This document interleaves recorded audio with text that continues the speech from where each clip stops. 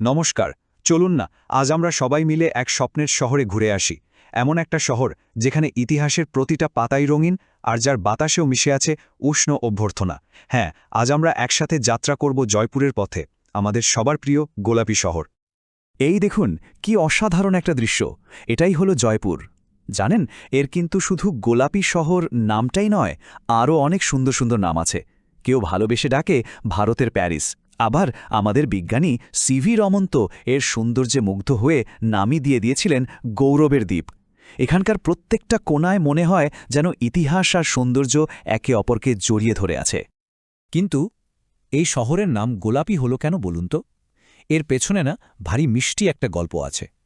সেই ১৭২৭ সালে মহারাজা সাওয়াই জয়সিং এই শহরটা তৈরি করেন। তারও প্রায় ১৫০ বছর পর, মানে ১৮৭৬ সালে মহারাজা রাম সিং ভাবলেন যে প্রিন্স অ্যালবার্ট এডওয়ার্ডকে স্বাগত জানাতে পুরো শহরটাকে নতুন করে সাজিয়ে তুলবেন।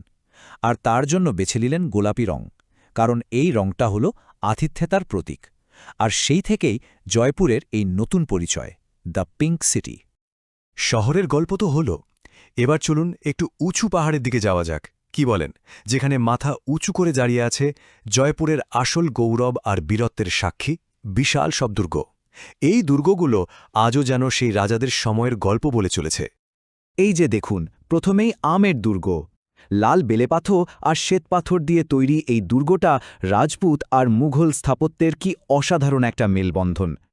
মাওতা লেকের দিকে তাকিয়ে কি শান্ত, স্নিগ্ধভাবে দাঁড়িয়ে আছে দেখেছেন?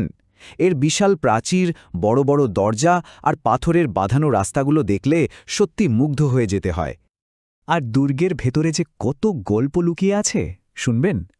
যেমন ধরুন রাজা মানসিংহের কথা। ওনার ১২ জন রানী ছিলেন, তাই তিনি প্রত্যেক রানীর জন্য একটা করে আলাদা ঘর বানিয়েছিলেন।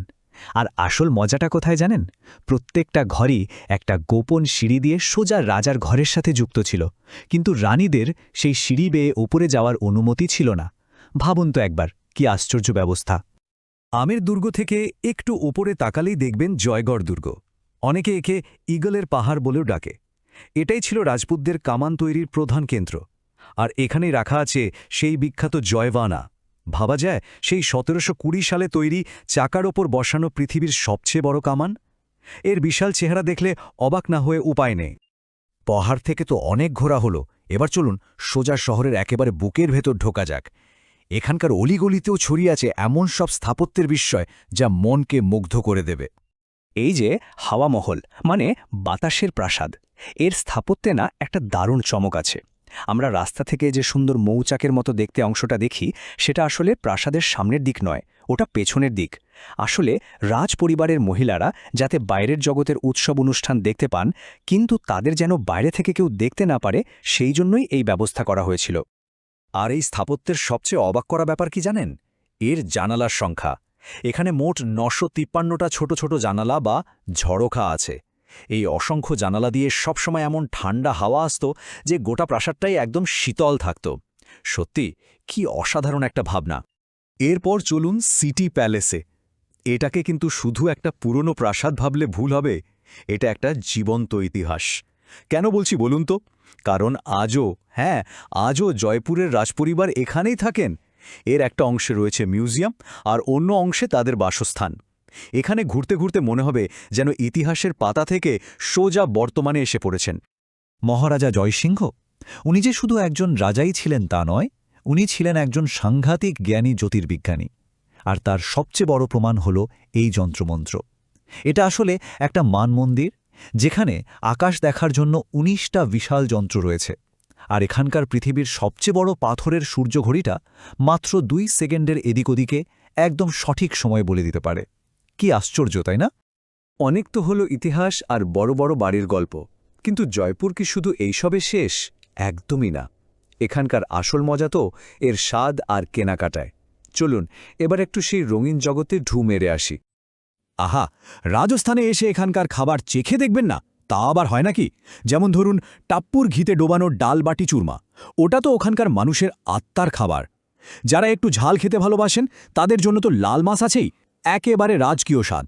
আর নিরামিষের মধ্যে গাট্টেকি সবজিও অসাধারণ।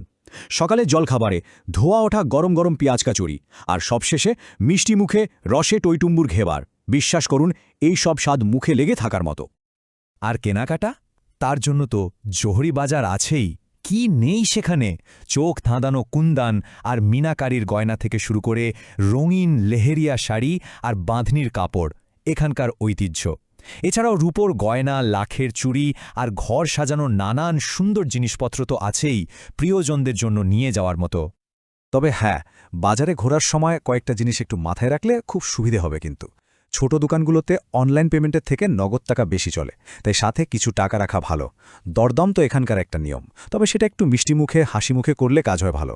আর হ্যাঁ, ভিড় এড়াতে যদি সপ্তাহের অন্য দিন সকালের দিকে যান তাহলে খুব আরামে ঘুরতে পারবেন। আর সবচেয়ে জরুরি কথাটা হলো, পায়ে আরামদায়ক জুতো আর হালকা পোশাক পরবেন, তাহলে আর ক্লান্তি আসবে না। জয়পুরে ঘোরাটা কিন্তু শুধু চোখে দেখা নয়, এ এক এমন অভিজ্ঞতা যা মনে গেঁথে যায়।